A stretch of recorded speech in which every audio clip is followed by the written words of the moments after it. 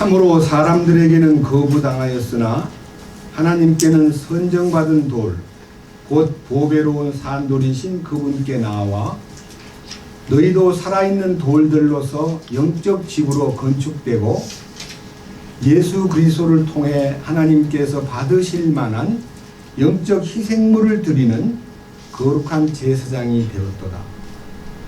그런즉 성경 기록에도 보라 내가 선택한 보배로운 으뜸 모퉁이 돌을 시온에 두노니 그를 믿는 자는 당황하지 아니하리라 하시는 말씀이 들어있느니라. 그러므로 그분께서 믿는 너희에게는 보배로우시나 불순종하는 자들에게는 건축자들이 거부한 그 돌이 되셨느니라. 바로 그 돌이 모퉁이의 머릿돌이 되고 걸림돌과 실족하게 하는 반석이 되되 순종하지 아니하여 말씀에 걸려 넘어지는 자들에게 글이 되었나니 그들은 또한 그렇게 되도록 정하여졌느니라. 8절까지 말씀을 읽었습니다. 다시 한번 잠깐 기도드리겠습니다. 주님, 우리를 불러 그리스도 예수 우리 주로 더불어 교제케 하시고 우리의 비천한 입술을 열어서 거룩하신 하나님을 찬양하고 감사드리며 영광 돌릴 수 있도록 길 열어주신 주님께 진심으로 감사드립니다. 오늘 이 거룩한 말씀을 함께 나누고자 할 때에 성령의 감동으로 말미암아 기록된 이 말씀을 성령의 감동하심에 따라 읽고 성령께서 조명해 주신 내용들을 우리가 밝히 깨닫고 이 기록된 말씀을 우리가 레마로 듣고 주님의 그 거룩하신 뜻에 완벽하게 순종하고 주님의 기뻐하시는 바를 따라 살도록 이끄시옵소서. 이 말씀을 듣는 현장에 있는 그리스도인들이나 또 여러 가지 방법으로 채널을 통해서 말씀을 듣는 모든 사람들에게 주님의 평화와 주님의 긍휼하심과 주님의 부요가 풍성히 임하기를 간구합니다. 입술을 주장하시고 주님 홀로 거룩하신 뜻을 우리에게 보여주시옵소서. 우리 주 예수 그리스도의 이름으로 기도드렸습니다. 아멘.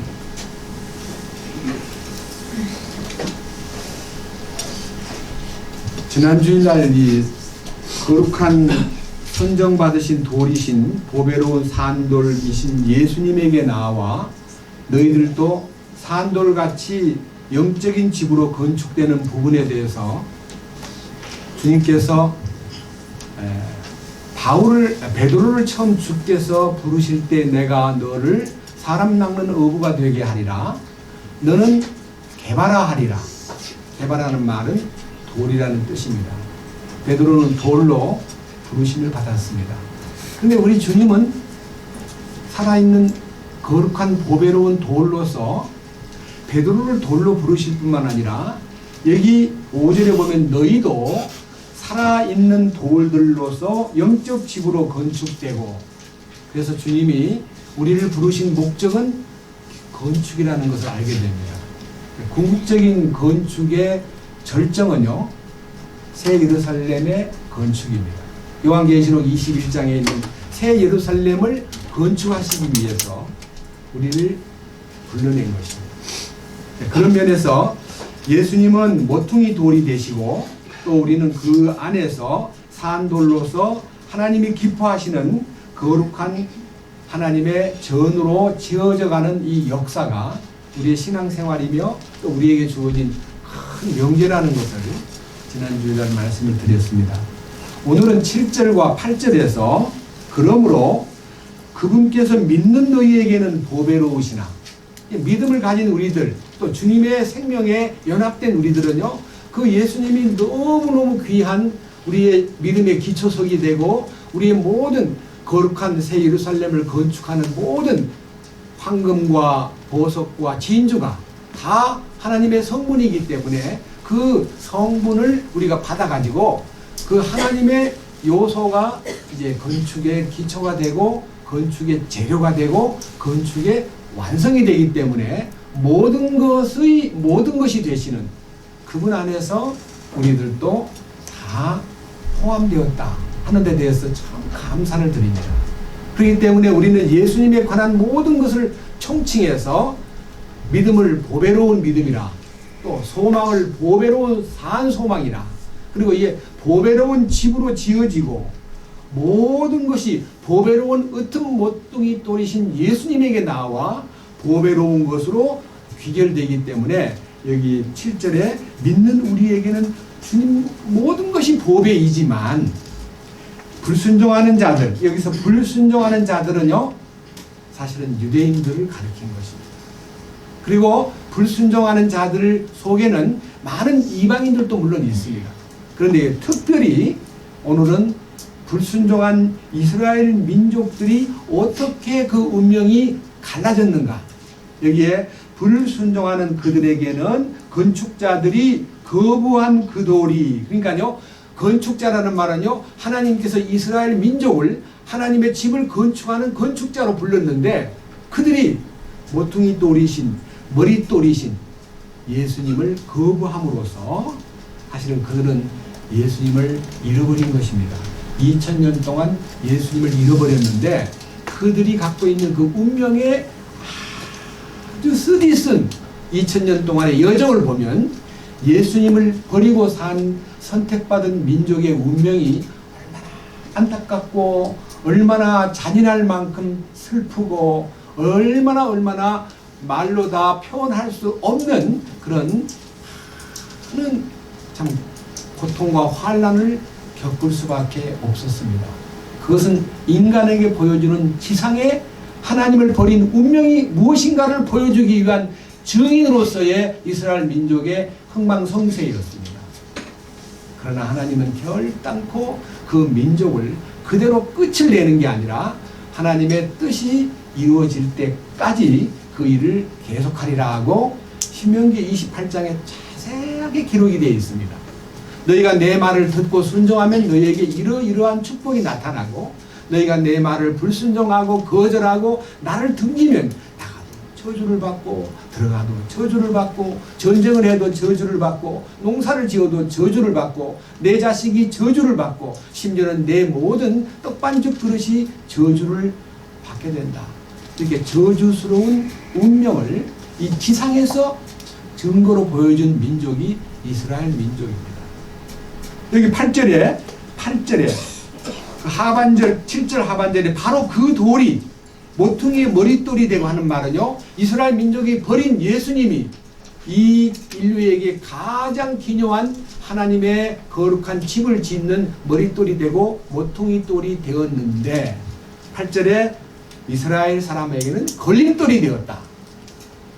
걸림돌이란 말은요 길 가다가 그냥 발이 부딪혀가지고 넘어지거나 이게 사람들이 여러 가지로 이해 안 되는 그들의 모든 삶에서 걸려 넘어지게 만드는 돌이 되고 마지막에는요 실족하게 하는 반석이 되되 순종하지 아니하여 말씀에 걸려 넘어지는 자들에게 그리 되었나니. 말씀에 걸려 넘어지는 것이 뭡니까? 이스라엘 민족은 하나님이 직접 시내산에서 모세를 통해서 우리 민족에게 내린 하나님의 토라, 다시 말하면 하나님의 율법과 모든 신앙의 원리를 우리는 직접 받았는데 이 세상에 어떤 신을 믿는데 그 신이 직접 나타나 가지고 말씀을 내린 그런 신이 어디 있냐? 우리밖에 없다. 그리고 다른 어떤 나라도 자기들이 만든 신, 자기들이 추상적으로 뭐 별을 보고 별신, 달을 보고 달신, 해를 보고 태양신, 바다를 보고 뭐 바다의 신, 땅을 보고는 지신, 막 이렇게 만들지만은 하나님이 직접 나타나셔가지고 모세를 통해서 우리에게 생활의 법을 주셨는데 법이 이제 세 가지가 있습니다. 하나는 기본적인 율법이 있고요. 하나는 제사의 법률이 있고 하나는 생활의 법률이 있었습니다. 이 생활의 법률 중에서 그들이 가장 준수해야 될 법은 솔직히 말해서 하나님을 경배하는 일에 가장 중요한 날에다가 초점을 둠으로써 그들은 다른 계명은 그렇게 강조 안 하는데 안식일을 지키는 것, 그것도 토요일 날 안식일을 지키는 것이 하나님이 우리에게 내린 가장 큰 명령이라고 생각하고 그 명령에 대해서 안식일에 대해서 조금만 저촉이 되면 무조건 노라고 거절했습니다. 두 번째는 그들의 먹는 음식 중에서 레위기 11장이나 신명기 14장에 나오는 먹는 문제.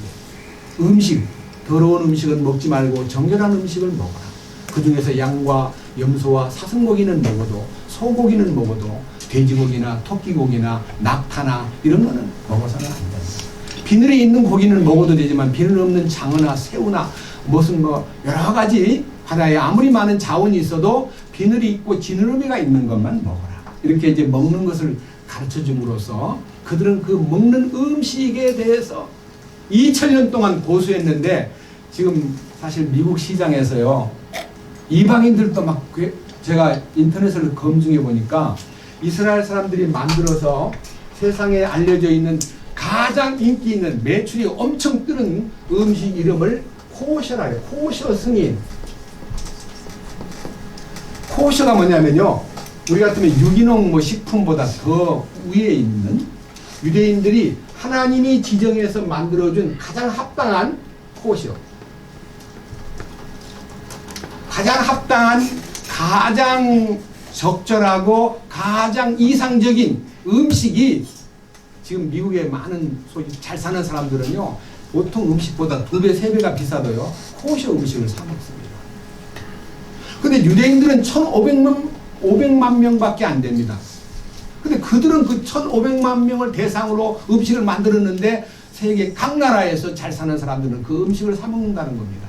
할랄 식품이라는 이슬람교의 특별한 이 선정된 식품은요 대상자가 6, 7억이 되는데도 그 식품이 세상에 그렇게 퍼져가지고 우리한테까지 오지는 않습니다. 근데 이 코셔 식품은요 포도주도요 코셔 포도주가 있고요 모든 음식 가운데 가장 고급스러운 음식들이 유대인들이 성경에 근거해서 만든 음식입니다. 그래서요 아까 말한 대로 안식일 준수하는 것과 음식을 가려 먹는 이 두 가지가 그들의 영적 예수님을 따르는 그런 무리들이 예수님이 내가 율법을 폐하러 온 게 아니라 율법을 완전케 하러 왔다던 사람이 아니 안식일도 안 지키고 말이야 예수님 보니까 안식일 잘 안 지켜 그리고 예수 믿는 것들이 안식일도 안 지키고 살아 이렇게 해서 안식일을 범한다는 이유 때문에 유대인들 가운데요 제가 문헌에서 뽑았는데요 한번 들어보십시오. 이 서기 1194년에 나가지고요 1270년에 죽은요 이스라엘 사람들의 랍비 중에서 가장 존경받고 으뜸으로 유명한 랍비가 스페인에서 태어나가지고 의사로 커가지고 나중에 어떤 발언을 잘못해서 쫓겨나가지고 최초로 이스라엘로 이민을 간 그러니까요 12세기 13세기 1270년에서 한 20년 전에요 1250년경에 이스라엘로 쫓겨간 랍비 이름이 람반이라는 람반 그냥 아주 잘 통하는 이름이 그냥 람반이에요. 람반 이 람반이라는 사람이요 본래 이름은 모쉐 벤 나흐만이라는 이름을 가진 사람입니다. 이 양반이 쓴 글에 보니까요 메시아의 자격 조건이 7가지가 제가 이제 모은 겁니다. 7가지가 있는데 제가 읽어드릴게요. 이거는 이제 제가 외우는 게 아니니까요. 첫째, 반드시 다윗의 후손이어야 한다. 1번. 두 번째, 반드시 토라를 철저하게 완벽하게 준수한 사람이지만 안식일과 코셔를 제대로 지켜야 된다. 율법을 완전하게 지키는 사람이어야 된다. 그분이 우리 메시아다. 세 번째, 이스라엘의 기름 부은 왕이어야 된다. 네 번째, 유대 민족을 어찌하든지 세상에 흩어진 유대 민족을 이스라엘 땅으로 다 불러 모으는 자여야 한다. 다섯째, 세계 평화를 세상에 누리게 하고 세계 평화를 이루고 전쟁을 끝내는 분이 우리 메시아다. 전쟁을 끝내야 된다. 근데 예수님은 내가 이 땅에 화평을 주러 오지 않았고 내가 뭐하러 왔다고요? 검을 주러 왔다고 하지 않았느냐? 가짜야 가짜. 그래서 그 사람들은요, 예수님을 아예 안식일도 안 지키고, 음식을 먹을 때도 손도 안 씻고 먹어도 아무 말도 안 하고, 안식일 날 밀밭에 지나가다가 밀 비벼 먹어도 막 아무 말도 안 하는, 그렇게 아주 형편없는 그분이 우리 메시아가 될 수가 있냐? 그래가지고 그 사람들이 조건을 달아놨는데, 아무리 읽어봐도요, 예수님을 너무 많이 오해했기 때문에 제가 그냥 가슴이 벅차지만요, 읽어드리겠습니다. 그 다음에 6번째, 예루살렘에 성전을 지어야 된다. 근데 예수님은 성전을 무너뜨리라고 했다. 지으려고 마음도 안 먹고. 그게 무슨 메시아냐? 성전을 헐라 내가 상을 동안에 일으킨다 해놓고 말만 해놓고 부도를 낸 분이다. 예수님이 부도를 낸, 그리고 예수님 돌아가신 이후에 성전이 철저하게 무너지고 2000년 동안 성전을 세우지 않았기 때문에 우리 메시아가 오면 성전을 반드시 이룬다. 이게 이제 유대인들이 갖고 있는 2000년 동안의 메시아에 대한 신앙관입니다. 마지막 하나, 온 세상에 하나님 아는 지식을 넘치게 전파하는 분이어야 된다. 하나님 아는 지식을 온 세상에 뻗뜨리는 분이어야 된다. 여러분 한번 상상해 보세요. 이분이 누군가? 예수님 다시 오시면 이게 다 되는 거예요. 맞잖아요. 그런데 그들은 그걸 몰라요. 다시 온다는 재림에 대한 관점은 구약에는 없다는 겁니다.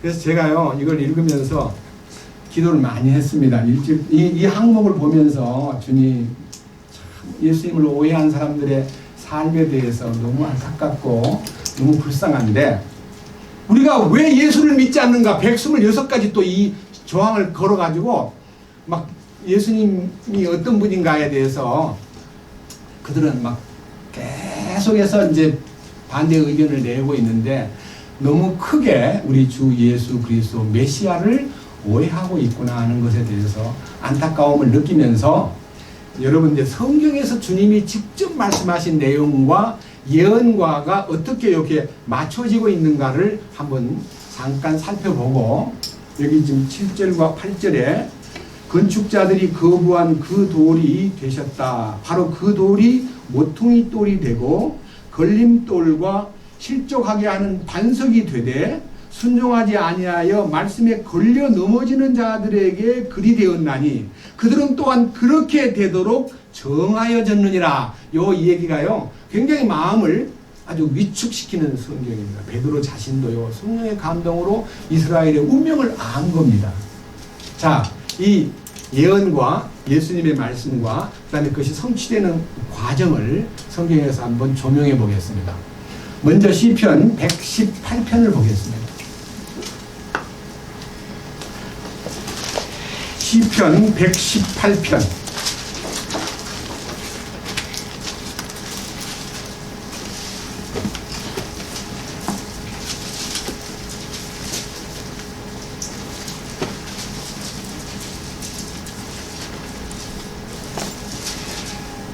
(22절입니다) 건축자들이 버린 돌이 모퉁이의 머릿돌이 되었나니 이것은 주께서 행하신 것이요 우리 눈에 놀랍도다. 여기 있는 이 성경은요, 예언의 내용인데, 예수님 오시기 전 약 1000년 전에 시편을 통해서 건축자들이 버린 돌이 모퉁이의 머릿돌이 될 것이다, 그렇게 예언한 게 아니에요. 되었대요. 하나님은 항상 현재예요. 그런데 이 말씀이 예수님 오시기 전 1000년 전에 이게 시를 통해서 이게 예언이 되어 있는데요. 예수님 오시기 전 700년 전에 예언한 예언을 하나 더 추가해서 보겠습니다. 이사야 28장입니다. 이사야 28장. 이 성경은 예수님이 오시기 전 700년 전에 바로 예수님에 대해서 예언한 겁니다. 이것이 지금 우리에게까지 진행되고 있는 2000년 역사 속에서 이루어지고 있는 내용입니다. 자, 28장 16절입니다. 그러므로 주 하나님이 이같이 말하노라. 보라, 내가 한 돌을 시온에 두어 기초로 삼으리니 곧 단련한 돌이요 보배로운 모퉁이 돌이며 견고한 기초로다. 믿는 자는 다급하지 아니하리로다. 여기에 단련한 돌, 보배로운 모퉁이 돌, 견고한 기초석. 이분이 바로 예수님을 예언한 겁니다. 그런데 예수님이 이 땅에 오셔가지고 사람들, 특별히 이 성경을 잘 알고 사람들을 가르치는 바리새인과 서기관들, 이 고급스러운 이스라엘의 지도자들에게 예수님이 이 성경을 인용해가지고 자기의 계획을 선포하셨습니다. 마태복음 21장.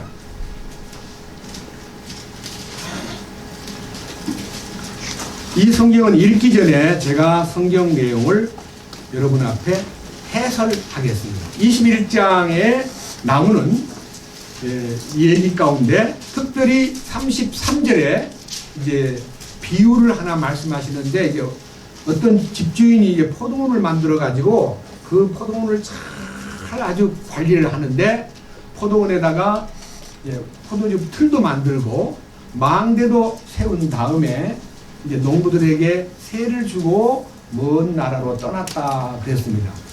열매가 맺을 때가 됐을 때 그 과일을 이제 세를 받기 위해서 나타난 그 종들에게 이 농부들이 그 종을 잡아 죽이기도 하고 또 돌로 치기도 하고 또 다른 종을 더 많이 보내되 역시 종들을 핍박하고 세를 줄 줄 모르고 계속 종들을 거부하니까 마지막에 사랑하는 아들을 보냈는데, 그들이 저기 상속자가 온다 하고 그 포도원에 있는 그 농사꾼들이 그냥 그 포도원 임자의 상속자를 죽여버렸습니다. 그리고 그를 포도원 밖에다가 던져버렸습니다. 그런데 나중에 이제 포도원 주인이 나타났습니다. 나타나서 41절 보니까 그들이 그분께 이르되 그가 그 사악한 자들을 무참히 멸하고 자기 포도원은 제때에 자기에게 열매를 바칠 농부에게 세를 주리라 하매 하고 이제 이 비유를 예수님께서 말씀하신 다음에 42절에 방금 시편 118편과 이사야 28장에 수록된 말씀을 인용해서 주님이 입을 열었습니다. 42절 예수님께서 그들에게 이르시되 너희가 성경 기록들에서, 기록들이란 말이 시편이나 이사야서에 기록된 바에 의하면 건축자들이 버린 돌, 바로 그 돌이 모퉁이의 머릿돌이 되었나니 이것은 주께서 행하신 것이요 우리 눈에 놀랍도다 한 말씀을 결코 읽어본 적이 없느냐? 그러므로 내가 너희에게 이르노니 아버지께서 너희로부터 하나님의 왕국을 빼앗아 왕국의 열매 맺는 민족에게 주리라. 이렇게 해서 바로 이 포도원은 왕국을 상징하는 것이고, 여러분 이 하늘에 하나님이 정하신 왕국의 개념은요, 이 지상에서 누리는 왕국이어야지 죽은 다음에 사후에 가는 하늘나라라고 생각하는 것이 우리 신앙생활에 얼마나 큰 문제거리였는지 모릅니다. 죽은 후에 가는 곳이 하늘나라라고 생각했는데 안 그렇습니다. 살았을 때 주님이 우리 보고 잘 경영하라. 그 포도원이 뭡니까? 주님의 교회잖아요. 이 주님의 교회 안에서 천국 생활을 맛보고 그 다음에 천국을 누리고 통치를 받고 그 천국에 공급되는 하나님의 의와 평강과 하나님의 놀라운 궁유를 누리고 사는, 통치권 속에 사는 것이 하나님 왕국의 특징이다. 그런데 이제 문제는요, 그 천국에 들어가서 통치를 받고 변화가 되려면 반드시 44절을 체험해야 되는 것입니다. 뭐라고 되어 있습니까? 누구든지 이 돌 위에 떨어지는 자는, 이 돌이 뭐예요? 주님이잖아요. 주님한테 어떻게 해요? 떨어지는 게 뭐예요? 내가 주님한테 가서 달라붙는 거예요. 떨어졌다는 말은 주님에게 가서 붙어버린 거예요. 그럼 어찌 돼요? 내가 부서져 버려요. 누가? 아담 안에 있는 운명, 나의 옛사람, 나의 저주스러운 모든 만물보다 거짓되고 부패한 모든 심령이요, 다 부서져 버려요. 그럼 뭐예요? 난 없어져 버리는 거예요. 그리고 주님이 새 창조를 통해서 나를 일으키는 것이 보배로우신 산돌이 되는 거예요. 그래서 이 돌 위에 떨어지면 부서지겠고, 누구에게든지 이 돌이 떨어지면, 거꾸로 이 돌이 사람한테 떨어지면 그건 어떻게 됩니까? 갈아서 가루를 만드는 말은요, 좋은 얘기가 아닙니다. 예? 완전히 끝내버리는 거예요. 그 운명을. 그것이 심판입니다. 그러니까요, 우리가 이 살아있을 때 주님에게 떨어져가지고 주님에게 붙어서 나 자신 존재가 완전히 박살을 나고 주님으로 대체가 되느냐, 거부하다가 주님이 나에게 떨어져가지고 나를 가루로 만들어서 멸망에 빠뜨리느냐, 이것이 우리들의 이 돌에 대한 관심이어야 되는 것입니다.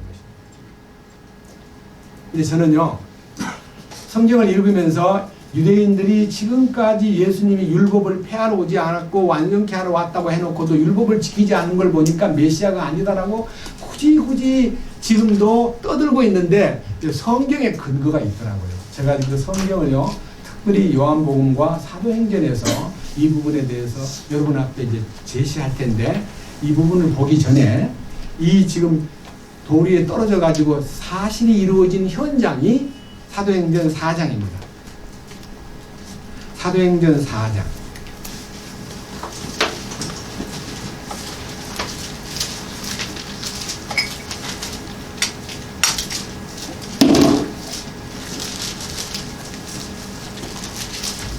과정을 읽으려면요, 2장 3장에서 오순절에 성령이 임했을 때에 이 12제자들에게 성령이 충만하고 말씀을 맡은 베드로가 많은 주님의 능력을 이렇게 설파할 때요, 나면서 안진뱅이가 일어나고요, 그 소문이 막 퍼지니까 공회가 이제 이 공회를 열어가지고 70인 사내들인 회에 그 당시 예수님을 잡아 죽인 대제사장과 기타 여러 가야바와 안나스가 모여가지고 대책회의를 열다가요, 베드로를 불러다가 이제 강한 방법으로 예수 얘기를 좀 그만하란 말이야. 너 왜 자꾸 예수 얘기를 가지고 떠들어? 하고 막 이제 베드로를 막 입을 막으려고 하는 그 내용이 4장 1절입니다.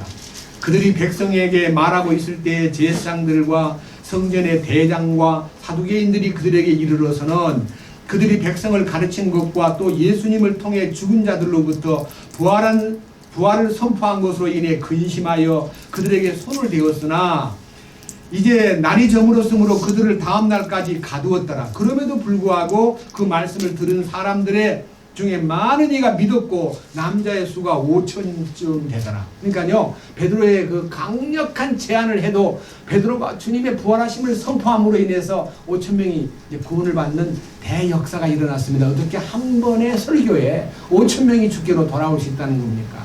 역사상 없던 일입니다. 여기만 그런 일이 있어요. 자, 그 다음 보세요. 5절. 이튿날 그들의 치리자들과 장로들과 서기관들과 대제사장 안나스와 가야바와 요한과 알렉산더와 대제사장의 친족들이 다 예루살렘에 함께 모여, 이게 이제 사내들인 총 집합입니다.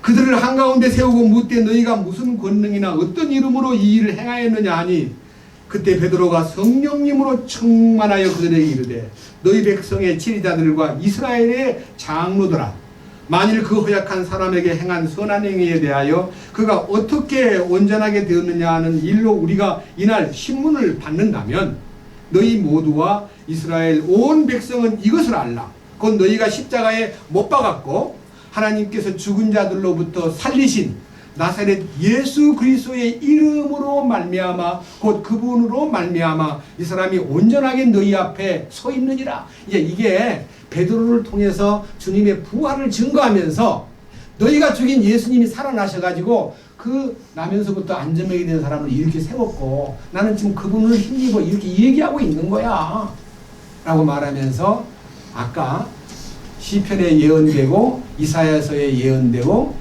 예수님이 친히 말씀하신 내용을 베드로가 4장 11절에서 이분은 우리 주 예수님은 너희 건축자들이 없인 여긴 돌로서 모퉁이의 머릿돌이 되셨느니라. 이 말은요, 이 머릿돌이라는 것은 그냥 이제 건물을 세울 때 그냥 한쪽에 땅에 묻혀버릴 머릿돌이라는 뜻이 아니고요, 바로 머리 대신 주님이 이 집에 주님의 교회를 세우는데 역사가 지금 시작되었다. 그런 의미에서 12절에 놀라운 얘기, 다른 이로서는 구원, 다른 사람 안에는 구원이 없나니 하늘 아래에서 우리를 구원할 다른 이름을 사람들 가운데 주지 아니하였느니라 하였더라. 이게 이제 짤막한 얘기지만요, 그들은 베드로를 갈릴리 어부 출신으로 알았습니다. 아주 무식한 사람으로 그들은 알았습니다. 그런데 그 사내들인 대제사장들 앞에서요, 아니 대제사장 집에 있는, 집에서 일하는 가정부 앞에서 예수님 모른다고 벌벌 떨던 베드로가요, 너무 담대하게 주님을 외치니까요. 13절, 이에 저들이 베드로와 요한이 담대함을 보고 그들이 학문 없는 무식한 사람인 줄로 알았으므로 이상히 여기며 또 그들에 대해, 즉 그들이 전에 예수님과 함께 있던 것을 알게 되고 병 고침을 받은 사람이 그들과 함께 서 있는 것을 보므로 그것을 반박할 말을 전혀 하지 못하더라. 저들이 그들에게 공회 밖으로 나가 있으라고 명령하고 자기들끼리 의논하여 이르되, 우리가 이 사람들을 어떻게 할까? 그들로 말미암아 참으로 주목할 만한 기적이 이루어진 사실이 예루살렘에 거하는 모든 자들에게 드러났으므로 우리도 그것을 부인할 수 없도다.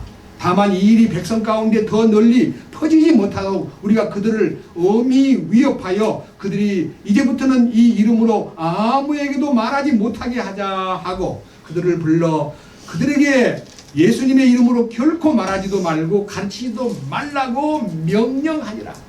그러니까 겨우 공갈하는 거예요. 공갈. 더 이상 말하지 말라는 거예요. 그런데 베드로는 이렇게 말합니다. 하나님 앞에서 생각 좀 해보시오. 하나님 말씀 듣는 게 낫겠어? 당신들 말 듣는 게 낫겠어? 우리는 보고 들은 말을 말하지 않을 수가 없어. 라고 담대하게 주님을 증거한 그 증거의 내용이요, 바로 머릿돌 대신 주님이 베드로를 단순한 돌로 부른 게 아니라 살아있는 돌로서 그들 앞에 말이 강력하게 그들을 진압하고 주의 능력을 증거함으로써 이 교회가 시작된 겁니다. 저는요, 유대인들이 이렇게 긴 세월 동안에 예수님의 실제의 현장에서 마저도 예수님을 부인하고 예수님을 무시한 내용에 대해서 이제 차분하게 조명을 한번 해보겠습니다. 여러분, 우리 주님이 우리에게 가르쳐 주신 내용 가운데서 또 한 부분이 있는데, 이 부분을 위해서 먼저 요한복음으로 가서 5장에서 예수님을 오해하고 있는 유대인들의 그 모습을 한번 이렇게 성경적으로 이제 핀셋으로 딱 짚듯이 왜 오해했는가, 왜 예수님을 무시했는가, 왜 그들이 예수님 앞에 실족했는가, 이 부분들을 찾아내겠습니다. 먼저 요한복음 5장입니다.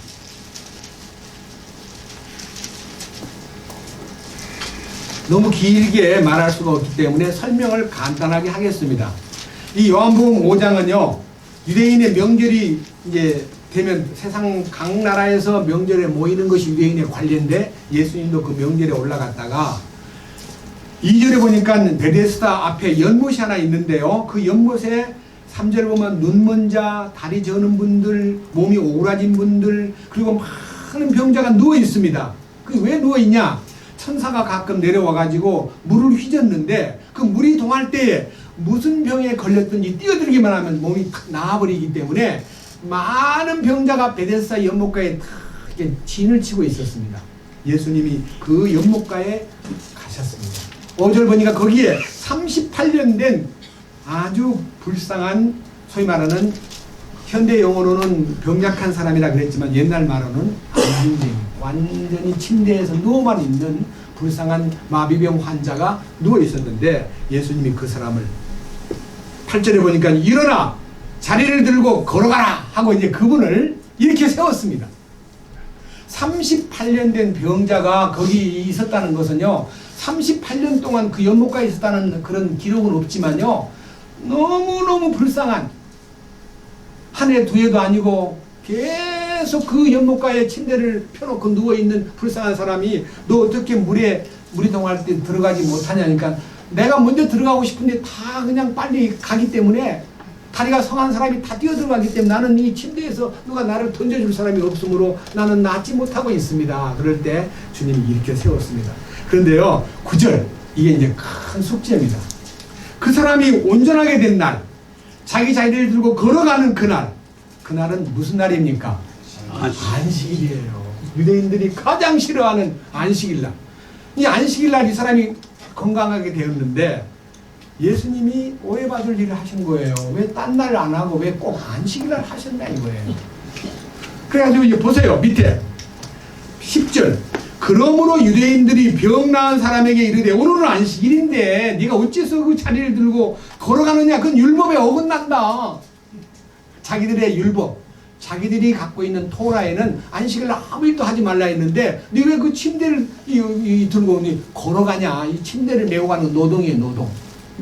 근데 예수님이 그냥 걸어가라 할 텐데요. 일어나 걸어가라 하니까요. 이 사람이 그냥 걸어가면 되는데 자리를 들고 가라 그런 거 예수님이 명령하신 거예요. 그러니까 자기 침대를요.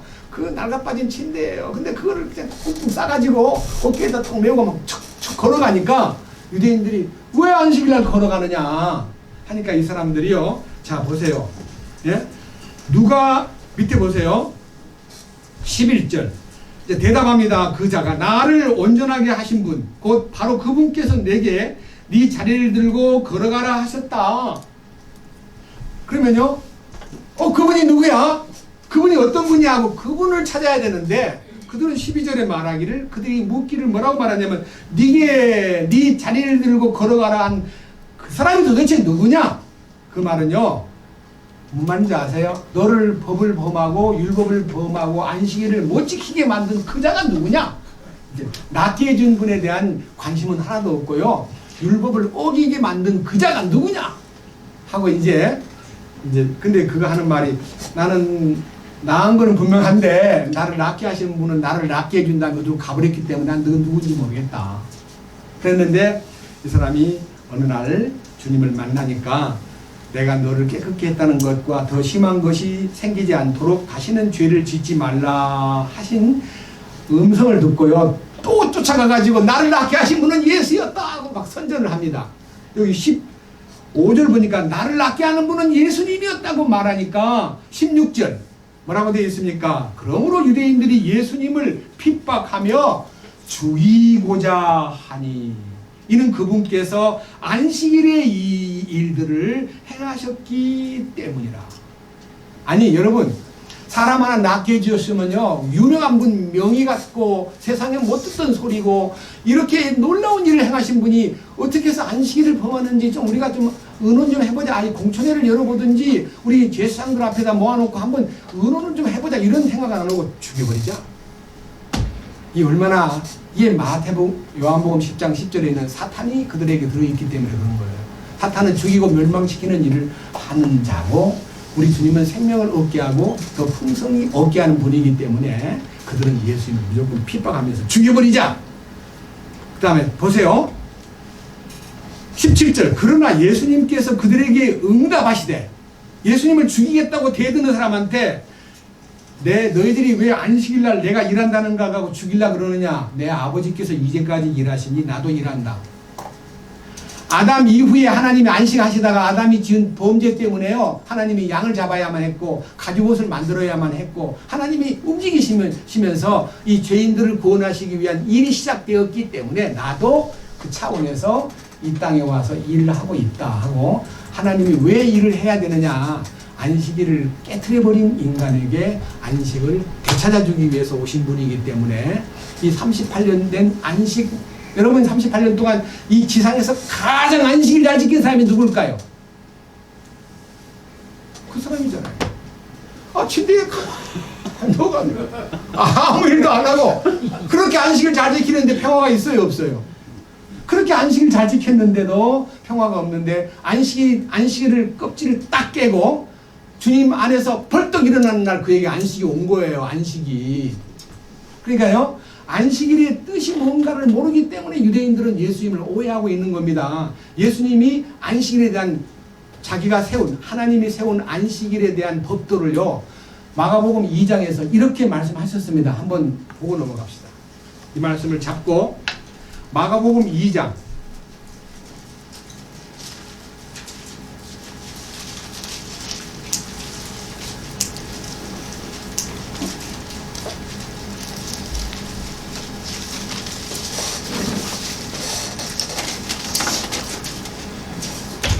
찾았습니까? 27절 또 그들에게 이르시되 안식일은 사람을 위해 만들어졌으며 사람이 안식일을 위해 만들어지지 아니하였느니라.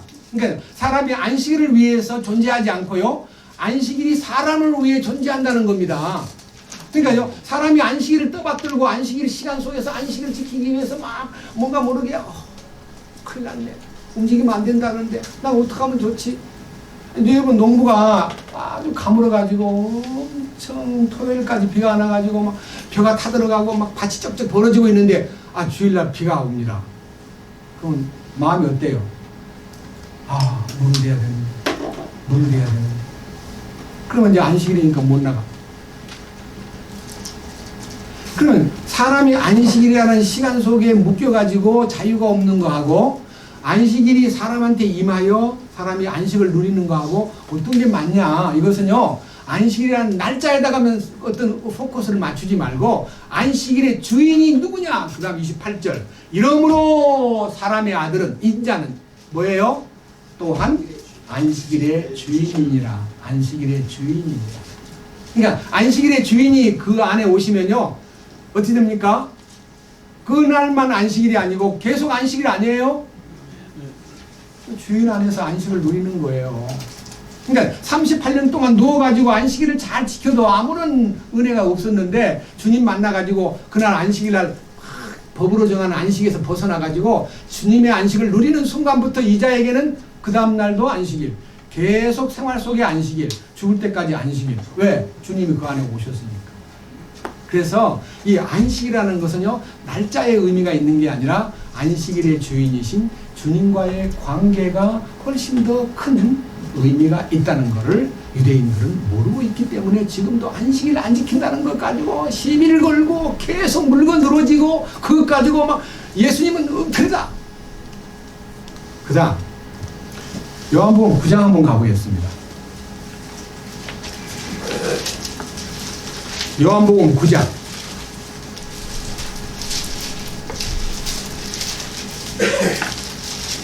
1절부터, 요한복음 9장 1절부터 이제 상당히 긴 얘기지만요, 12절까지 내용을 설명을 올리겠습니다. 예수님이 날 때부터 눈먼 사람을 지나가다가 만났습니다.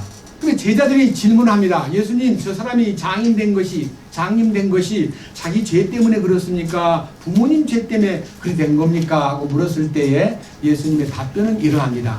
그 자신의 죄도 아니고 부모의 죄도 아니라 하나님께서 자기의 일을 나타내시고자 하여 그가 장님이 된 거다. 그러니까요, 이 장님으로 태어난 것이 어떤 부모의 죄 때문에, 아니면 자기가 지은 죄 때문에 벌을 받고 있는 게 아니라 하나님이 자기 일을 하시기 위해서 장님이 태어난다, 그 뜻입니다.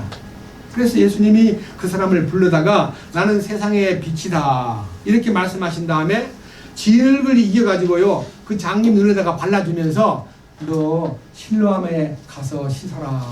실로암, 그 실로암도 예루살렘에 있는 연못입니다. 저도 실로암 못을 가봤습니다. 실로암 못에 물을 떠가지고 병에 담아가지고 자꾸 눈을 씻는 분도 봤습니다. 실로암에 가서 씻으라니까 이 사람이 가가지고 무릎으로 가서 실로암에 가서 눈을 딱 뜨는 순간에 눈을 떠버렸습니다. 참으로 놀라운 일입니다. 자, 그래서 이 사건이 아주 좋은, 나면서부터 장님이 눈을 떴다는 소문이 예루살렘에 퍼지면서 참으로 경화할 일이고 참으로 축하받을 일이고 그를 낫게 하신 분을 칭찬할 일인데, 놀랍게도 13절, 그들이 전에 눈물었던 그 사람을 데리고 바리새인들에게 가니라. 예수님께서 진흙을 이겨 그의 눈을 열어주신 날은 무슨 날입니까? 이야, 도대체 말이야. 예수님이 골라가면서 안식일 범하는 거 보니까 그건 아니야. 여기 16절, 그러므로 바리새인들 중에 어떤 이들은 이르되 이 사람은 안식일을 지키지 아니하므로 하나님에게서 온 분이 아니다. 어떻게 하나님에게서 온 분이 토라를 범하고 안식일을 범하느냐? 예수님은 하나님에게서 오신 분이 아니다 하니까 또 다른 사람들이 하는 말, 그러면 죄인인데 어떻게 그런 기적을 행할 수 있는가 하고 싸움이 벌어지는 거예요. 예? 그러니까 이제 할 수 없어가지고 그 부모를 불러다가 이제 따집니다. 진짜 당신 아들이었어? 맞습니다. 어떻게 눈을 떴어? 난 모릅니다. 걔한테 물어보시오. 난 잘 모릅니다. 그 부모가 눈 뜬 아들을 만나서 막 너무 울고 막 너무 좋아가지고 벅찬 가슴을 안고 있었지만요, 막 따지니까 난 모르겠어. 우리 아들한테 물어보시오. 걔는 다 컸어. 해가지고 이제 이제 이유를 대는데요.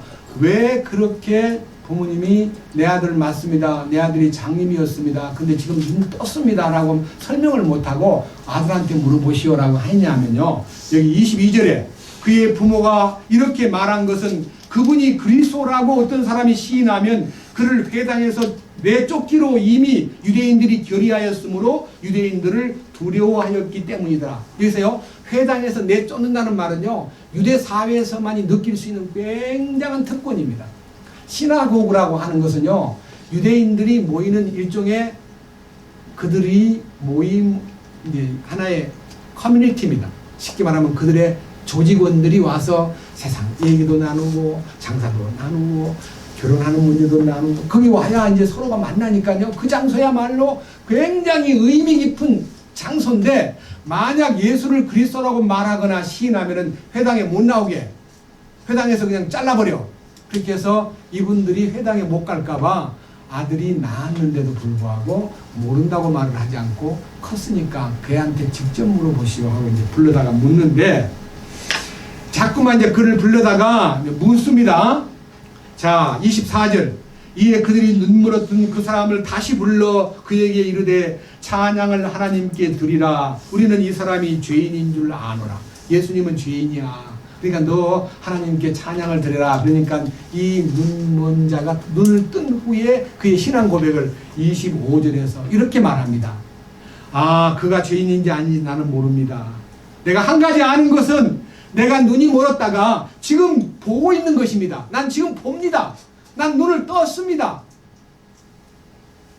그런데 그들이 묻기를 그럼 어떻게 해서 눈을 떴냐? 하니까 27절에 내가 이미 당신들한테 말하지 않더냐. 예수라는 분이 진흙을 이겨가지고 실로암에 가서 씻으라 해서 난 씻고 눈을 떴는데 왜 자꾸 또 묻냐? 너희들이 뭐 관심 있는 거 보니까 그의 제자가 되고 싶으냐? 하고 이제 한수 더 떠가지고 얘기하니까요.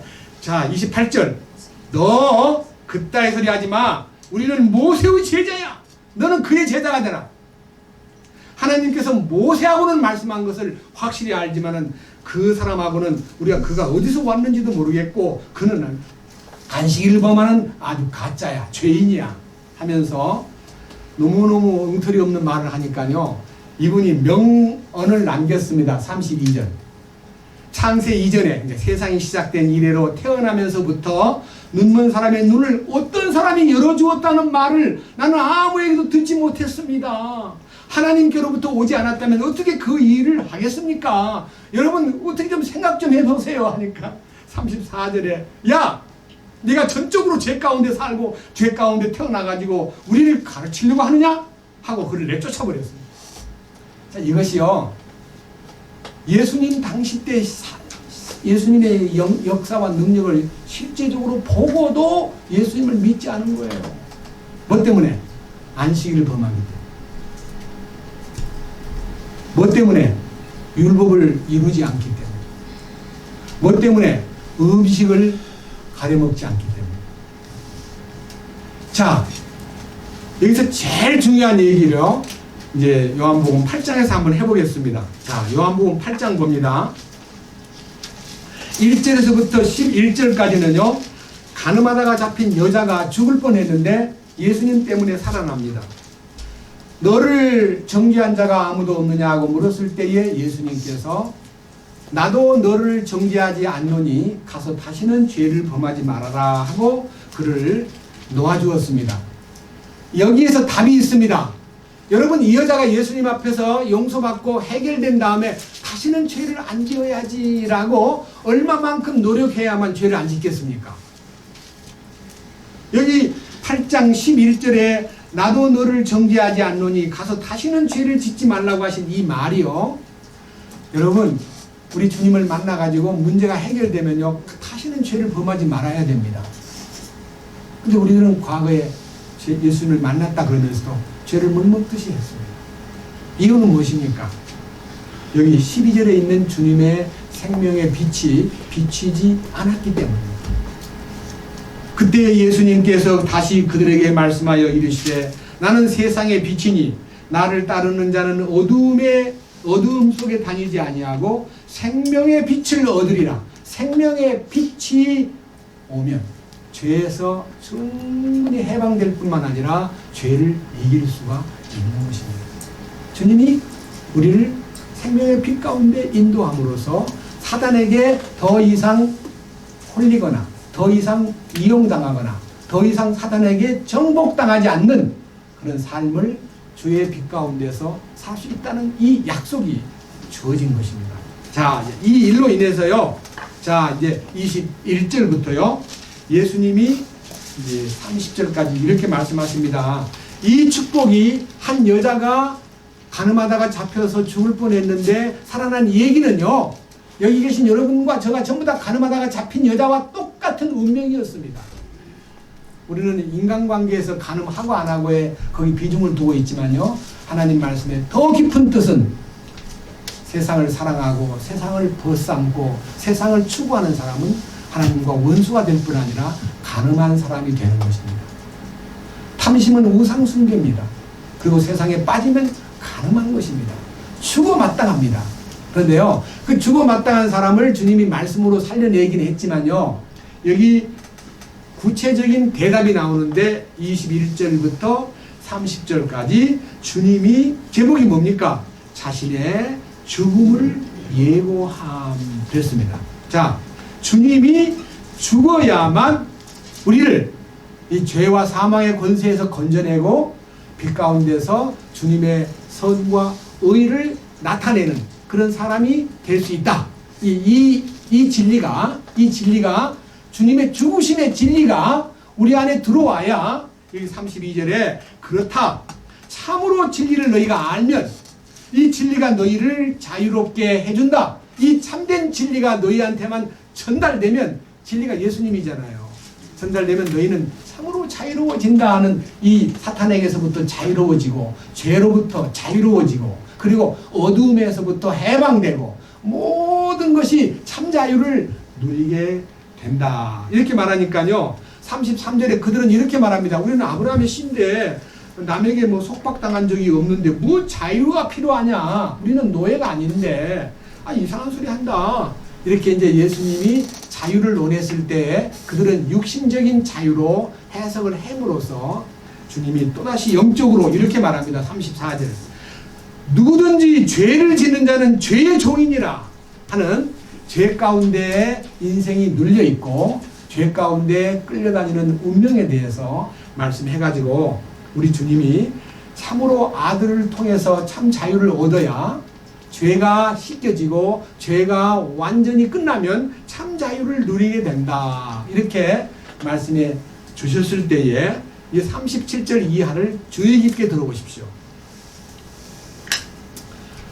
나도 너희가 아브라함의 씨인 줄 아노라. 그러나 내 말이 너희 안에 있을 곳이 없으므로 너희가 나를 죽이려 하는도다. 예수님 죽이려고 하는 이유가 뭐냐? 안식 일범한다고 죽인다. 눈먼 자의 눈을 뜨겠다고 해서 죽이겠다. 안진뱅이 세워진 것도 왜서 그게 죽을 일입니까? 그건 사탄의 공격입니다. 사탄에게 사주받고 있는 거예요. 종교인들을 통해서. 그 주님이 너희가 아브라함의 씨라고 자부하고 있는데 그 아브라함의 씨라고 하는 이스라엘 민족 때문에 자유가 있는 게 아니라 참으로 너희가 39절 아브라함의 자손이라면 아브라함의 행위를 해야 된다. 아브라함의 행위가 뭐냐? 여러분 아브라함의 행위를 주님이 강조했습니다. 40절 하나님께서 직접 들은 진리를 너희에게 말하는 사람인 나를 이제 너희가 죽이려 하는도다. 아브라함은 이렇게 하지 않았느니라. 예수님이요 현장에서 유대인들 보고 아브라함은 나한테 그렇게 하지 않았어. 그러니까요 얼마나 기가 막히겠습니까? 예수님 당시에 아브라함은요 예수님보다 2000살이 많은 분이에요. 근데 2000년 전에 아브라함이 나한테 안 그랬다니까요. 막 놀래가지고 무슨 소리 하고 있는 거냐.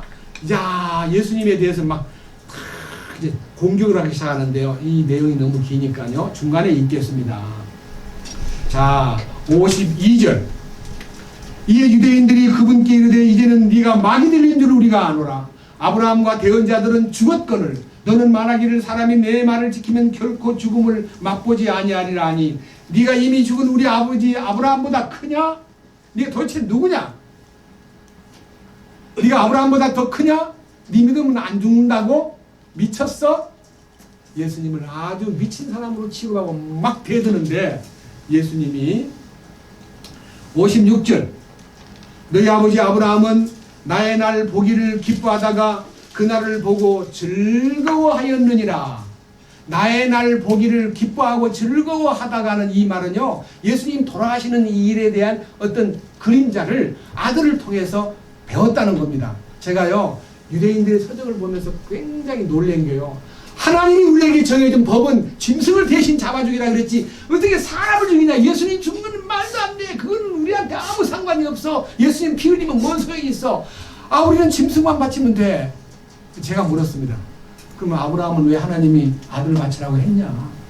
너 그 비밀을 아느냐? 그거 물어보고 싶은데 물어볼 대상이 없어가지고 저 혼자 그냥 넋두리로 하나님이 아브라함한테 아들을 바치라 할 때 너희들은 그 조상이 하나님 아들을 바치다니 짐승만 바치라 해놓고 뭔 아들을 달라 하시니까 저는 안 됩니다. 저는 하나님 꼭 필요하다면 나를 데려가세요. 이렇게 할 만한데 아브라함이 말도 안 하고 예수님을 아들을 바쳤잖아요. 그 아들을 바친 것이 바로 예수님의 그림자예요. 메시아. 유대인들에게 알라고 보여준 거예요. 그러니까 이 사람들이 너무 어이가 없으니까 못 알아들으니까 57절에 뭐라 했어요?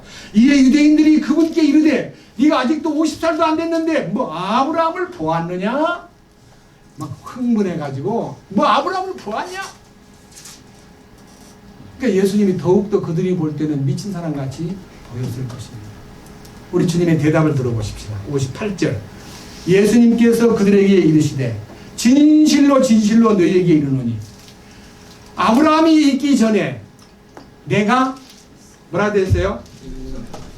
이 성경이요, 아브라함이 있기 전에 내가 있느니라. 아브라함이 있기 전에 내가 현재형이에요. I am. 내가 있느냐. 그리고 I am이 하나님 이름이에요. 하나님 당신 이름이 뭡니까? I am that I am. 나는 스스로 있는 자니라. 나는 이다. 나는 무엇이다야. 하나님은 빛을 넣으면 빛이에요. 진리를 넣으면 진리예요. 사랑을 넣으면 사랑이에요. 하나님은 구원이에요. 하나님은 반석이셔요. 하나님은 모든 것의 모든 것이에요. 거기다가 다 집어넣으면 그분이 I am이에요. 요 I am이라면 요 안에 있는 요 비밀이에요. 여러분들이 하나님이 이다라는 것을 안다면 나를 보고 너는 누구냐 물을 때 I am not입니다. 그래야 됩니다. 나는 아니에요. 나는 아무것도 아니에요. 나는 이거 다 너도 아니에요. 자기가 무엇이가 이다라고 느끼는 사람은 교만한 사람입니다. 정신 나간 사람입니다. 하나님 보실 때. 그래서 유대인들이요, 예수님을 못 알아보고 그렇게 오해를 했는데 이 오해가 2000년 동안 뻗어오는 거예요. 2000년 동안. 유대인들이 너무너무 불쌍해요. 근데 아까 제가 읽어드린 내용 가운데요, 람반이라는 12세기 후반기에 나가지고 13세기 중반에 돌아가신 가장 유명한 랍비가 쓴 글에 이렇게 나와 있습니다. 한번 읽어볼게요. 유대 역사상 가장 위대한 랍비 중에 한 사람인 람반은 메시아란 정체성에 대하여 이렇게 밝힌 바가 있다. 메시아가 누구냐? 자기가 이제 말한 겁니다. 이게 1250년경이니까 지금으로부터 한 800년이 넘은, 그죠? 그때 얘기한 얘기입니다. 이분이요, 대단한 분이에요. 만약 메시아가 다음과 같은 조건을 충족시킨다면 우리는 그분을 메시아로 맞이하겠다. 첫째, 다윗의 아들 메시아로 가정할 수 있다. 즉 반드시 다윗의 가문을 통해 온 통치자여야 한다 한대요. 제가 그 쓴 글에 뒤에 주석을 달아놨는데 예수님이 남자도 없이 낳은 사람 아니냐. 그게 무슨 다윗의 후손이냐. 마리아가 여자 집이 다윗의 후손이라는 말을 했는 족보를 보니까 아니더만. 누가복음 족보 보면 아니거든요. 마리아 이름도 없어요. 그 이상은 요셉이 아담의 후손이고, 예수님은 유대의 왕손으로 태어난 분이 아니다. 두 번째, 다윗처럼 기름 부음을 받은 통치자여야 하는데 다윗처럼 토라와 계명에 충실해야 된다. 즉 토라의 구전 토라와 본 토라, 그러니까 본 토라는 성경에 있는 모세오경이고요, 구전 토라는 탈무드예요. 탈무드는 입으로 전달돼 가지고 만들어진 책이 수많이 쌓여 있습니다. 이게 구전 토라예요. 이 다윗의 성문 토라와 구전 토라를 반드시 따라야 하며 모든 유대인들을 토라로 다시 이끌어야 된다. 토라의 율법을 완전히 지켜야 메시아가 된다. 하나님의 거룩한 전쟁, 다시 말하면 평화를 이 땅에 나타내고 전쟁을 종식시키는 전쟁을 수행하는 분이어야 한다. 예수님 오시면은 전쟁 다 끝나죠. 그거 모르는 거예요, 그 사람들. 만약 이것을 성공적으로 수행하고 성전을 원래 자리에 다시 건축한다면 마지막으로 흩어졌던 모든 유대인들을 한데 모으기만 한다면 우리는 그분을 메시아로 받들겠다. 이렇게 해놨어요. 언제 메시아를 압니까? 스가랴 12장에 예수님이 지상에 오실 때 하는 겁니다. 그들이 그 찌른 자를 바라보며 저분이 메시아였구나 하고 눈을 뜨는 날 대통곡이 막 일어나. 그게 대통곡의 절기가 욤키푸르 속죄절입니다. 근데 그들은 그걸 모르고 있는 거예요. 우리가 이런 신비를 안다는 게 얼마나 놀라운지 몰라요. 여러분, 제가 이런 얘기하는 거 그냥 듣고요, 유대인의 오해만 생각하지 말고 우리 주변에도 예수님을 얼마나 오해하고 있습니까? 왜 오해합니까?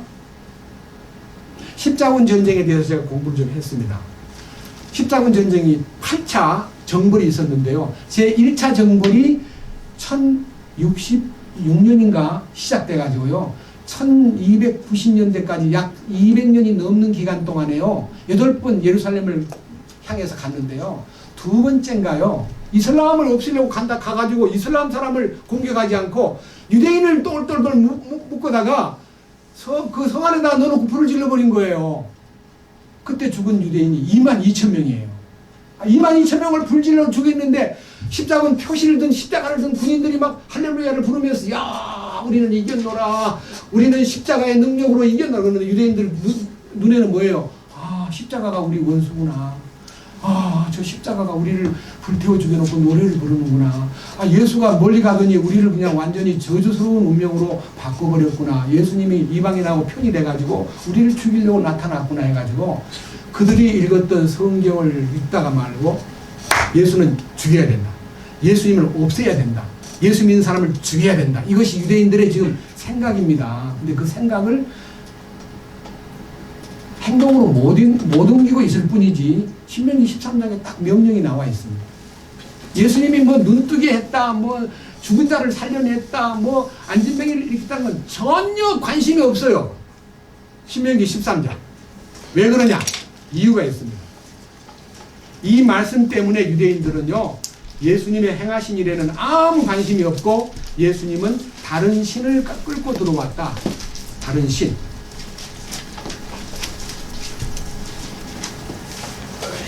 신명기 13장 1절입니다. 너희 가운데 대언자나 꿈꾸는 자가 일어나 표적이나 이적을 내게 보이고 그가 내게 말한 그 표적이나 이적이 이루어질 때에 이르기를 네가 알지 못하던 다른 신들을 우리가 따라가자, 그를 섬기자 할지라도. 그러니까요 자기들은 여호와 하나님만 신인데 유일신을 믿고 있는데 뭐 예수가 나타나가지고 자기가 하나님이라? 도대체 너가 뭐냐? 네가 아무리 기적을 행하고 아무리 유명한 표적을 보여주어도 그건 따라갈 수 없다.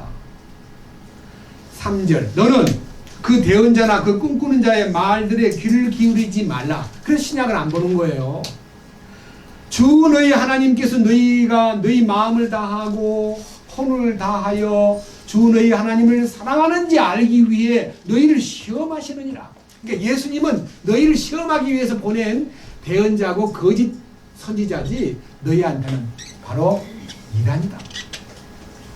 4절 너희는 주 너희 하나님을 따라 걸으며 그분을 두려워하고 그분의 명령을 지키며 그분의 음성에 순종하고 그분을 섬기며 그분을 굳게 붙들고 그 대언자나 꿈꾸는 자를 죽일지니.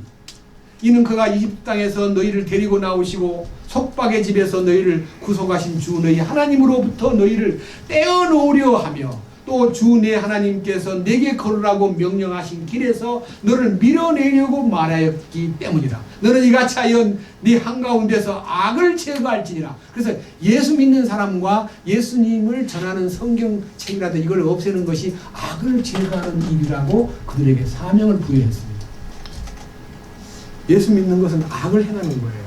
그리고 우리 하나님, 유일한 우리 하나님을 시험하는 일종의 기간이기 때문에 예수 믿는 사람을 완전히 죽여라. 얼마만큼 강하게 그러냐면요, 6절 내 형제나 내 어머니의 아들이 내 아들 딸이나 내 품의 아내나 내 자신의 혼같이 여기는 내 친구가 은밀히 너를 깨어 이르기를 우리가 가서 너나 내 조상들이 알지 못하던 다른 신들 곧 내게서 가깝든지 내게서 멀든지 땅 이 끝에서 저 끝까지 너희 사방에 있는 백성들의 신들을 섬기자 할지라도 너는 그들에게 동의하지 말며 그의 말에 귀를 기울이지 말고 내 눈으로 그를 불쌍히 보지 말며 용서하지도 말고 그를 숨겨주지 말며 오직 너는 반드시 그를 죽이되 죽일 때에 네가 먼저 그에게 손을 대고 그 뒤에 온 백성이 손을 댈지니라. 그는 이집트 속박의 땅에서 너희를 데리고 나오신 주의 하나님으로부터 너희를 밀어내려 한 자이므로 너는 그를 돌로 쳐 죽일지니라. 여러분, 이것이 유대인들의 신앙입니다. 이만큼 강하게 예수님을 거부할 수 있는 조항이 신명기 23장입니다. 여러분, 혹 브레드 TV에서 유대인 중에서 간증하고 쫓겨난 여러 자매님들 간증을 들어보면요, 집에서 더 이상 너를 죽일 수는 없고 나가. 너 이름을 지워버리겠어. 넌 이 집에 들어오지 마. 너는 악마야. 그래서 쫓겨난 우리들이 많습니다.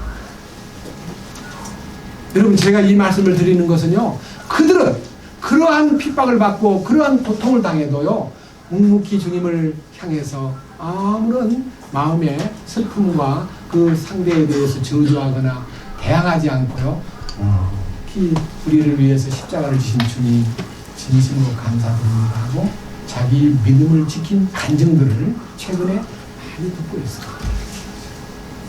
그런데 지금 이 부분에 대해서 하나님의 계획을 좀 보겠습니다. 로마서 9장입니다. 로마서 9장.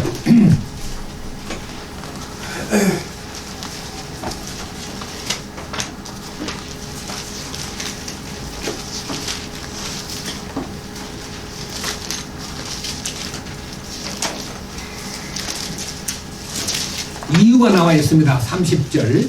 자, 자세하게 들어보십시오. 제목은 현재 이스라엘의 상태 그래 놓고요, 이스라엘이 왜 2000년 동안 예수님을 믿지 않고 이렇게 강하게 저항하고 있는가?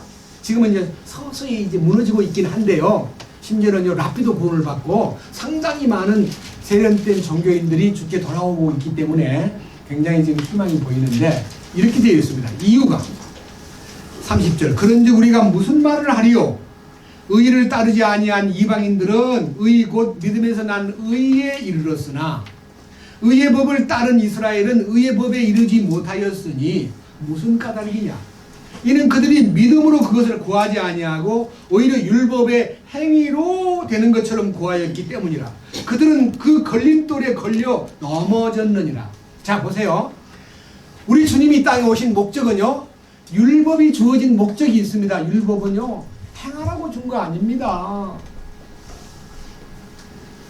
율법은 너희가 죄를 깨달으라고 준 거예요. 너희가 할 수 없다는 것을 알라고 준 거예요. 아무리 말씀대로 살려고 해도 안 됩니다. 주여, 나는 할 수가 없습니다. 이거를 손을 들 때 십자가에 주님 돌아가신 이유가 보이고 주님이 이 땅에 오신 목적이 보일 텐데, 그들은 예수님 오신 목적은 상관없고 우리가 율법의 행위로 의로워야 된다는 이 토라를 지키겠다고 안식일 준수와 음식 준수, 코셔에 대한 강력한 주장, 이것들이요, 예수님을 아주 강하게 거부했는데요, 예수님이 한 일이 그들이 볼 때 걸림돌이었다는 것에 대한 실제적인 증거를요, 성경에서 하나 더 보십시다. 마가복음 이 말씀을 잡고요. 굉장히 중요한 부분이기 때문에 이걸 좀 봐야 되겠습니다. 마가복음에 있는 유대인이 예수님을 실족한 일에 대한 7장을 보겠습니다. 7장. 마가복음 7장. 자, 예수님이 이제 어느 날 예루살렘에서 이제 음식을 먹는 어떤 식탁 앞에 바리새인과 서기관들과 많은 종교인들이 예수님 옆에 왔다가 제자들이 더러운 손으로, 씻지도 않은 손으로 빵을 먹는 걸 보고요, 시비를 걸기 시작합니다. 예? 자, 마가복음 7장 찾았습니까? 5절. 이에 바리새인들과 서기관들이 그분께 묻되 당신의 제자들은 어찌하여 장로들의 전통대로 걷지 아니하고 씻지 않는 손으로 빵을 먹습니까? 이게 이제 손을 씻지 않고 빵 먹는 것을 가지고 이제 예수님의 제자들의 모습을 보고 예수님한테 시비를 거는데, 예수님은 그게 좀 손 안 씻고 먹었으면 뭐 좀 문제가 됐군요. 제자들아, 손 좀 씻고 와서 빵을 먹자. 이러면 좀 편안할 텐데 예수님은 그냥 아무런 문제가 안 돼요. 뭐라고 얘기하냐? 너희가 이사야의 그 대언을 들어보았느냐? 이 위선자들아, 기록된 말씀에 의하면 백성이 입술로는 나를 공경하나 마음은 내게서 멀도다. 8절. 하나님의 명령을 너희는 저버리고 단지 또 혹은 단지나 잔을 씻는 것과 사람의 전통을 지키며 다른 것을 행하는 것에만 집중하고, 예? 그러면서 너희는 너희의 전통을 지키기 위해서 하나님의 명령을 철저히 잘 저버리는구나. 이러면서 13절에 가서 너희의 전통, 곧 너희가 전해준 전통으로 하나님의 말씀을 무효가 되게 하며 또 그 같은 일들을 많이 행하느니라 하고, 이들에게 대해서 이 전통에 매여 있지 말고, 예? 손 안 씻고 빵 먹는 데만 관심을 갖지 말고 하나님이 무엇을 가르치려고 그랬는가를 보라. 여러분, 손 안 씻고 빵 먹는 것이 더럽다는 것에 대한 이 견해를요, 주님이 확 뒤집어 버린 겁니다. 이 말은 여러분들 보고 손 씻지 말고 밥 먹으라는 말은 아닙니다. 이 말은, 자 보세요. 14절. 그분께서 모든 사람을 불러 그들에게 이르되 너희는 다 내 말을 듣고 깨달으라. 사람 밖에서 사람 속으로 들어가는 것은 어떤 것도 능히 사람을 더럽게 하지 못하되 사람 속에서 나오는 것들이 곧 그것이 사람을 더럽게 하느니라. 그러니까요, 주님이 오신 목적은요, 사람 속에 더러운 것을 제거하기 위해서 오신 거예요. 그래서 여러 부분에서요, 너는 먼저 안을 깨끗이 하라. 그래야만 그것도 깨끗해집니다. 솔직히요, 우리가 영의 깨끗함을 얻고요, 혼이 깨끗해지면요, 우리들의 몸도 깨끗해져요. 몸이요, 뭐 쉽게 말하면 미안한 얘기입니다. 누굴 흉보는 게 아니라 어느 나라 사람들이 보니까 머리를 막 일주일에 한 번씩 감는 분도 있답니다. 너무너무 살아가는 동안에 아닙니다. 저는 사람들을 매일 대하기 때문에 가능한 한 매일 머리를 감습니다. 왜? 남들한테 노인 냄새 안 나게 하려고. 이도 3번 닦는 게 아니라 4번, 5번 닦습니다. 왜? 다른 사람한테 냄새나는 모습 안 보여요. 속에서 깨끗해지니까요, 그것도 깨끗해지는 것에 대한 저절로 반응이 나타나더라고요. 자, 우리 주님의 얘기를 들어보십시다. 자, 18절. 그분께서 그들에게 이르시되 너희도 그렇게 깨닫지 못하느냐? 무엇이든지 밖에서 사람 속으로 들어가는 것이 너희 사람을 더럽게 하지 못하는 줄 너희가 알지 못하느냐? 그것은 그의 속이 아니라 뱃속에 들어가 모든 음식을 깨끗하게 하고 뒤로 나가느니라. 그러니까요, 음식을 먹으면요, 벌써 이 속에서요, 다 알아서 정화를 시켜가지고 버릴 거는 배설시키고요, 흡수할 거는 흡수하고, 그냥 음식이 사람을 더럽게 하지는 못한다. 20절. 또 그분께서 이르시되 사람에게서 나오는 것, 그것이 사람을 더럽게 하느니라. 속에서 나오는 것이 뭐냐? 마음에서 나오는 거다. 악한 생각, 간음, 음행, 살인, 도둑질, 탐욕, 사악함, 속임, 색욕, 악한 눈, 신성모독, 교만, 어리석음, 이 모든 악한 것이 속에서 나와 사람을 더럽게 하느니라. 그러니까요, 음식을 먹어가지고 더러워지는 게 아니라 이 속에서 나오는 인간성이 사람을 더럽히고 있다. 그러니까요, 사람을 더럽히는 것은 속에서 나오는 거다. 속을 깨끗이 해야 된다. 너는 먼저 안을 깨끗이 하라. 그래야만 겉도 깨끗해지리라는 주님의 가르치심이 반드시 서 있기 때문에 주님은 음식에 대해서 이러쿵저러쿵 어떤 해설을 하지 않았습니다. 여러분, 우리 주님의 가르치심이 먼저는 안을 깨끗이 하라. 속을 깨끗하게 하라. 그래야만 저절로 겉도 깨끗해질 것이다 하는 것입니다.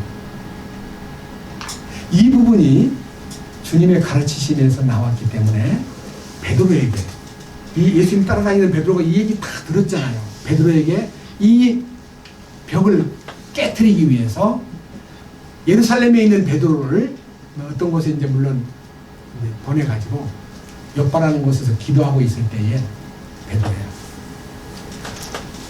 베드로가 이제 배가 고파가지고 기도하다가 약간 이제 환상을 보니까 하늘로부터 큰 보자기에 막 이상한 못 먹는 짐승, 막 돼지, 무슨 뭐 토끼, 뭐 쥐고기, 뭐 독수리, 뭐 이상한 지렁이 막 별별 것이 막 들어가지고 있는데 베드로 보고 일어나 잡아먹으라 그랬어. 아이고 하나님, 나는 이 더럽고 부정한 건데 입에 댄 적이 없습니다. 나는 안 먹습니다. 할 때 하늘로부터 들려오는 세 번의 음성, 하나님이 깨끗하게 하신 것을 네가 더럽다고 하거나 속되다고 하지 말아라. 그 환상을 보여주었어요. 그 환상이 음식 문제를 다 풀어줍니다. 사도행전 10장입니다. 사도행전 10장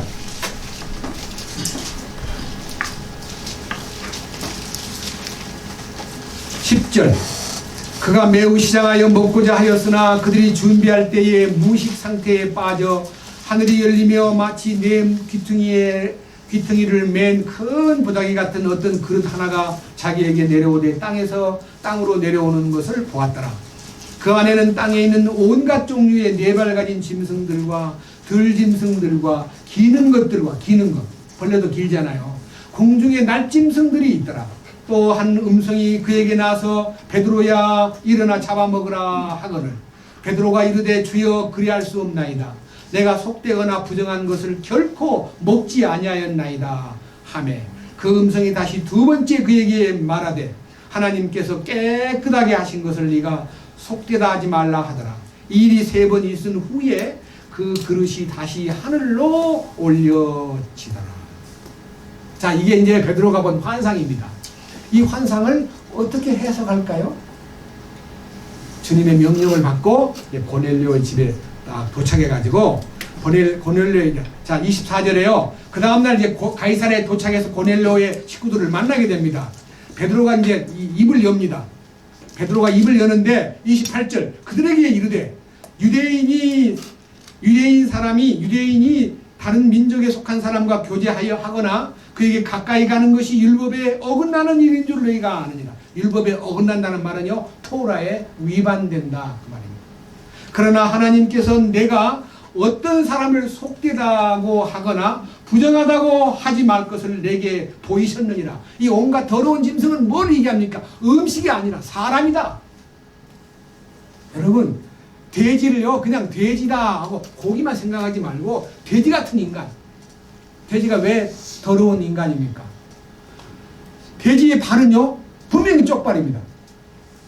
양발하고 이 소발하고 딱 똑같아요. 쪽발 맞아요. 근데 왜 못 먹게 합니까? 되새김질을 못해요. 왜 그렇습니까? 되새김 하는 게 뭡니까?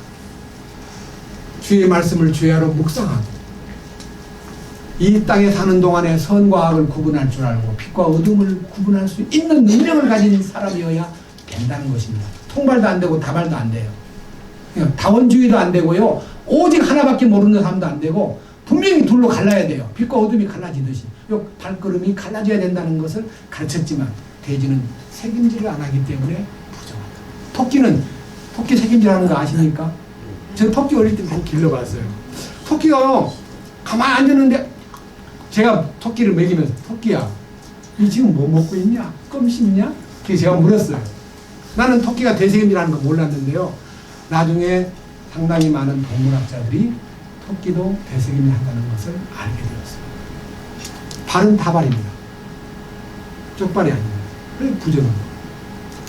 자, 여기에서 사람을, 자, 여기 28절에 유대인이 다른 민족과 교제하거나 그 집에 가서 살거나 먹거나 여러 가지 관계를 맺는 것은 절대로 안 된다 하는 말을 너희가 들었지만은 하나님께서 내가 어떤 사람을 속되다 하거나 부정하다고 말하지 말라고 보이시기에 내가 초청을 받자마자 거절하지 않고 왔습니다. 무엇 때문에 나를 불렀습니까? 하니까 나도 하나님의 환상을 보고 당신을 초청하라는 명령을 받았습니다 하고 그 가운데 이제 베드로가 입을 열어서 34절 이하에서 주님의 말씀을 전함으로써 그들이 축복을 받게 됩니다. 하늘에 성령을 받게 되고 놀라운 하나님의 임재와 공급과 축복을 받게 되므로 그들이 변화가 되었습니다. 자, 그런데 유대인들이 소문이 났습니다. 그 중에서 좀 믿는 유대인들이 베드로가 고넬료의 집에 가서 먹고 지내고 잠도 자고 왔다는 소식을 듣고 이제 시비를 거는데요. 11장 2절. 베드로가 예루살렘에 올라갔을 때 할례자들에게 속한 자들이 그와 다투며 이르되 네가 할례 받지 않은 사람들에게 들어가 그들과 함께 먹었다며? 도대체 뭔 말이냐? 베드로가 이제 공격을 당하니까 5절. 내가 요파시에서 기도하다가 무의식 상태에서 환상을 보았는데 마치 큰 보자기 같은 어떤 그릇 하나가 내려오는데 내 귀퉁이에 의지하여 하늘로부터 내려와 내게 이르더라. 내가 그것을 주목하여 깊이 생각하고 있을 때에 땅에 네 발 가진 짐승들, 들짐승들, 기는 것들, 공중의 날짐승들을 보니라. 내가 들으니 음성이 있어 내게 이르되 베드로야 일어나 잡아먹으라 하거늘 주여 내가 그리할 수 없나이다. 나는 어느 때라도 속되거나 부정한 것을 내 입에 들어간 적이 없나이다 하니라. 그러나 하늘로부터 다시 음성이 있어 내게 이르시되 하나님께서 깨끗하게 하신 것을 네가 속되다 하지 말라 하더라. 이런 환상이 3번 있은 후에 하늘로 다시 끌려 올라갔는데 그 후에 어떤 사람 3명이 내 집에 와가지고 문을 두드리면서 나를 찾기에 내가 주님의 명령인 줄 알고 그 집에 가서 복음을 전하여 놀라운 축복이 그들에게 임하였는데, 자 여기 이렇게 말합니다. 베드로가 내가 주의 말씀을 전함으로써 그들이 놀랍게도 주의 큰 은혜가 임하여 18절 그들이 이것들을 듣고는 잠잠하고 하나님께 영광을 돌리며 이르되 그러면 하나님께서 이방인들에게도 생명 얻는 회개를 주셨도다 하니라. 이게 생명 얻는 회개라는 것이요 주님을 얻기 위해서 돌아서는 거예요.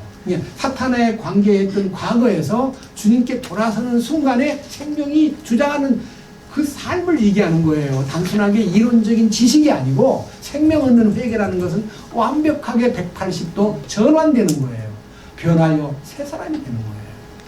그래서 이 베드로를 통해서요, 그 짐승이라는 것은요, 이방의 존재들, 이방인을 가리켜 먹을 수 없는 짐승이다. 그런 뜻입니다. 그리고 우리의 신앙생활의 표대는요, 자, 레위기, 이제는요, 주님이 세운 법의 가장 결론적인 얘기를 보겠습니다. 레위기 성경 11장을 보겠습니다. 레위기 11장.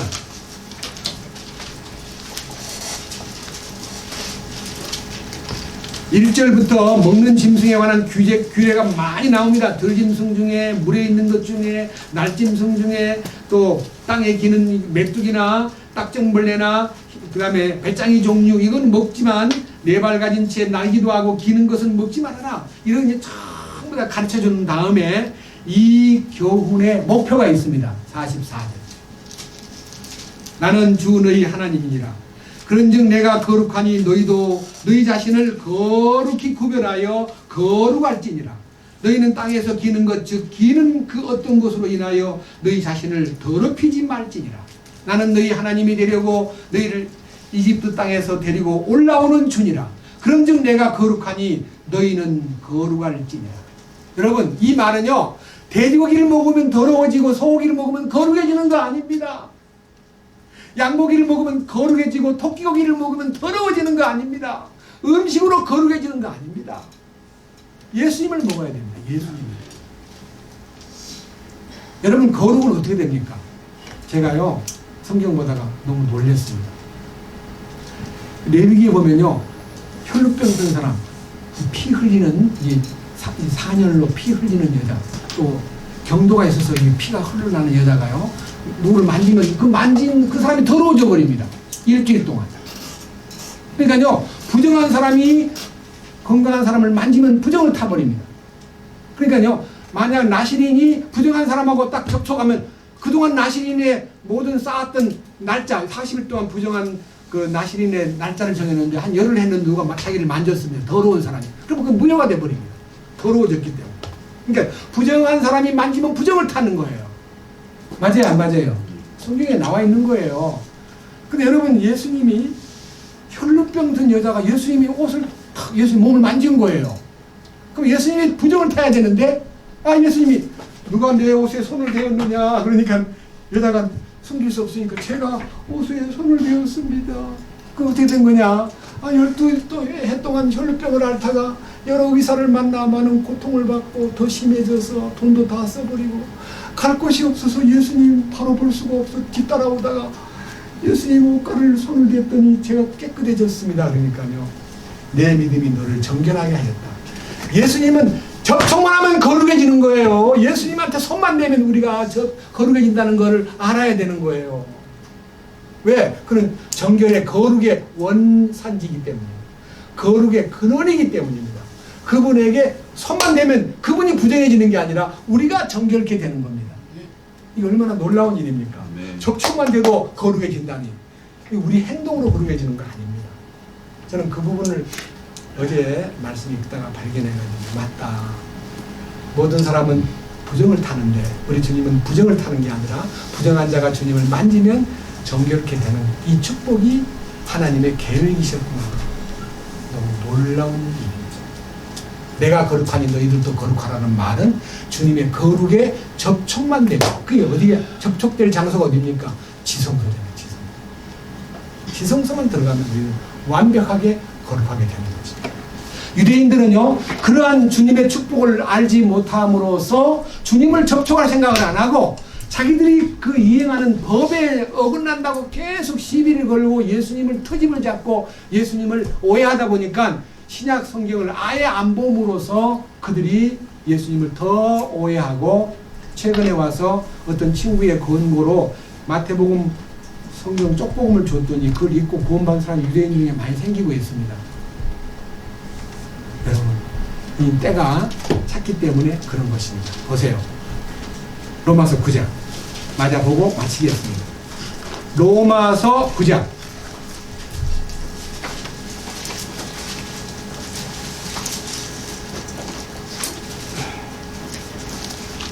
33절, 이것은 기록된 바 보라 내가 걸림돌과 실족하게 하는 반석을 시온에 두노니 누구든지 그를 믿는 자는 부끄러움을 당하지 아니하리라 함과 같으니라.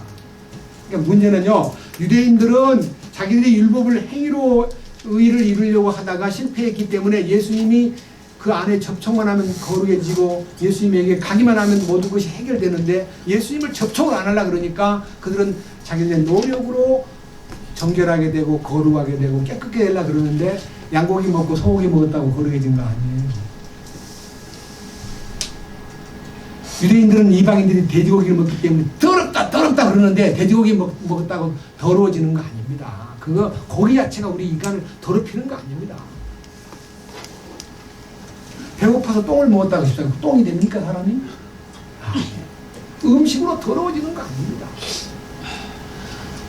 주님의 거룩에 접촉을 하면 거룩해지는데 그들은 주님의 거룩을 외면함으로써 유대인들이 그렇게 고생을 하는데 성경에 하나님의 계획이 있습니다. 그 계획이 한 부분 읽어보고 마치겠습니다. 11장을 보겠습니다. 1절. 그러면 내가 말하노니 하나님께서 자신의 백성을 버리셨느냐? 결코 그럴 수 없느니라.